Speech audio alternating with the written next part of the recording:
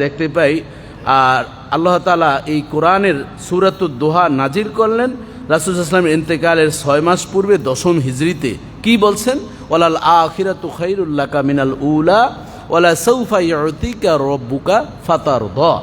ওয়ালাল আখিরা, যে পরকালটা হচ্ছে উত্তম, মিন উলা ইহকাল থেকে, অর্থাৎ এই দুনিয়ার জমিন থেকে আপনার জন্য আল্লাহ বলছেন পরকালটা অনেক উত্তম। ওয়ালা সাউফা, আর অচিরেই ইউতিকা, আল্লাহ তাআলা আপনাকে এমন নেয়ামত বরকত এমন কিছু দান করবেন, ফাতারদা, আপনি খুশি হয়ে যাবেন।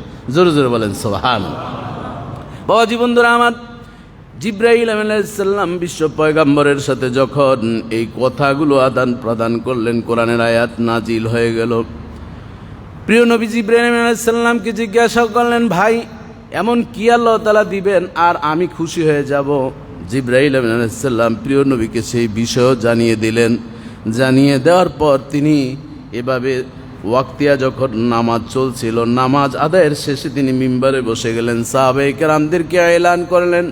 সাহাবায়ে কেরাম সকলেই নিশ্চুপ হয়ে চাতক পাখির মতন তন্ময় চিত্তে রাসূল সাল্লাল্লাহু আলাইহি ওয়াসাল্লাম কি বলতেন সেই কথাগুলো শোনার জন্য তারা চুপচাপ বসে থাকলেন।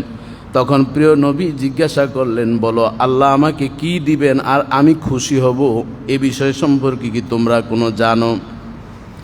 সাহাবায়ে কেরাম জবাব দিলেন, আল্লাহু ওয়া রাসূলুহু আ'লামু, এই বিষয় সম্পর্কে আল্লাহ এবং তার রাসূলই ভালো জানেন।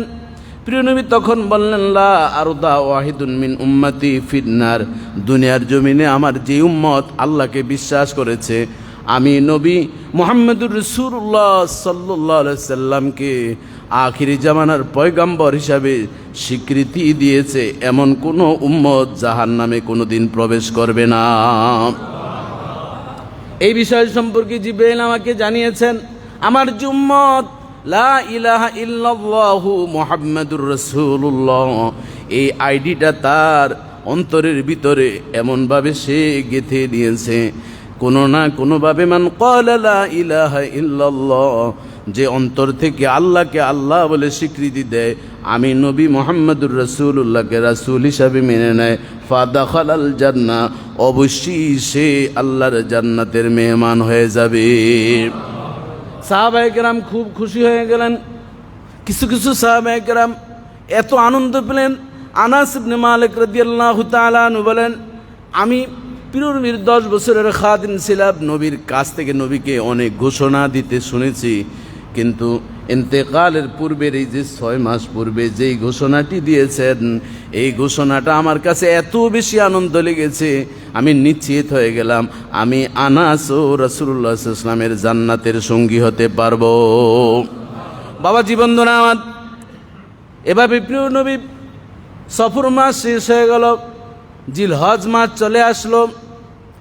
এবার তিনি হজ আদায় করার জন্য একজন নয়, দুইজন নয়, 1,14,000 সাহাবায়ে কেরামদেরকে নিয়ে হজ করতে গেলেন।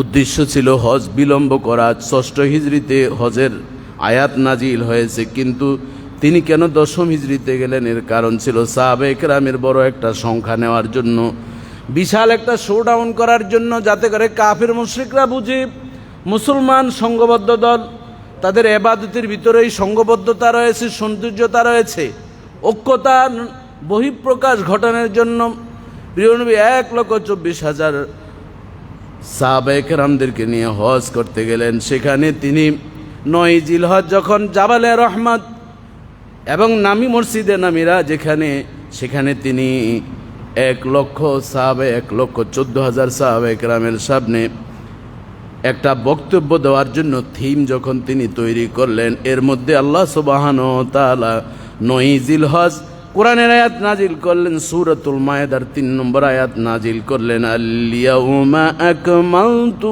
লাকুম দীনাকুম ওয়া আতমামতু আলাইকুম নি'মাতি ওয়া রাদিতু লাকুমুল ইসলাম দীনা। আল্লাহ তাআলা এত বড় বিশাল এক সংখ্যক সাহাবায়ে কেরামদেরকে নবীর সাথে উপস্থিত দেখে এত খুশি হয়েছে, 9 জিলহজে আয়াত নাজিল করে দিলেন। আল্লাহ তাআলা বলেন, আজকের দিনে আমি পরিপূর্ণ করলাম দীনাকুম, তোমাদের ধর্ম, ও আতমামতু আলাইকুম নি'মাতি, এই পৃথিবীর জমিনে যা যা নেয়ামত আসার পরিপূর্ণতা আমি আজকের দিনে আমি দিলাম।